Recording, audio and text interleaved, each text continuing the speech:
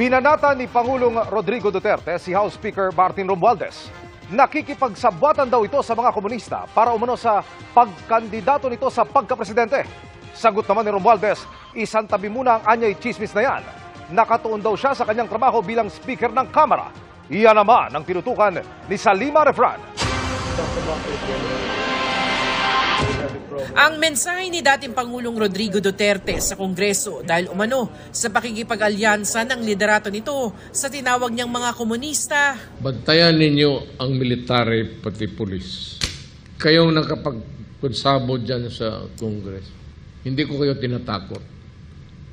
Pero bantayan ninyo ang military pati pulis.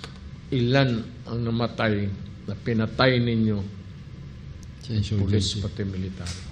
Pahaging pa ni Duterte, ang pakikipag-alyansa raw ni Romualdez ay para sa pagtakbo sa pagkapangulo sa 2028. Yung mga gustong ibigay mo yung bayan sa kanila.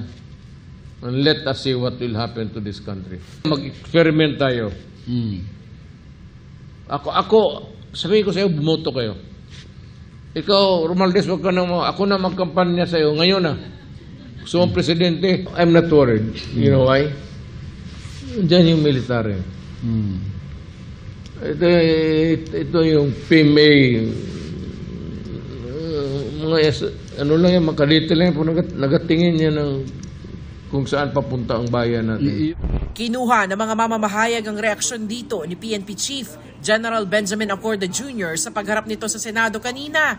Pero ang sinabi lamang niya, pwedeng alamin ko lang muna yung what particular details or particular role ng PNP na nababanggit kasi mahirap baka magkamali ako ng sagot po dyan. Si Romualdez sinabing bilang speaker, prioridad daw niyang itaguyod ang pagkakaisa at pagtutulungan sa lahat ng grupo sa politika. Isang tabi daw muna mga chismis at espekulasyon tungkol sa eleksyon at ituon ang pansin sa kung ano ang magagawa para sa pag-unlad ng bayan at pagsulong ng kapakanan ng mga Pilipino. Tungkol naman daw sa kanyang political aspirations, buo niyang pinanindigan ang kanyang papel bilang speaker. Ang kanyang focus daw ay ang kanyang kasalukuyang mga responsibilidad at hindi ang mga posibilidad sa mga eleksyon sa hinaharap. Hinihingan pa namin ng pahayag ang AFP.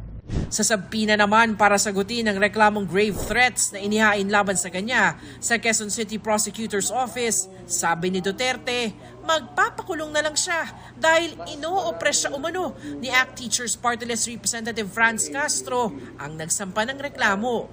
Ayon naman sa Makabayan Bloc na kinabibilangan ni Castro, imbis raw sagutin ni Duterte ang reklamo ay nagbato pa ito ng panibagong banta. Pinag-aaralan daw ito ng legal team ng Makabayan Bloc. Para sa GMA Integrated News, Salima Refran, nakatutok 24 oras.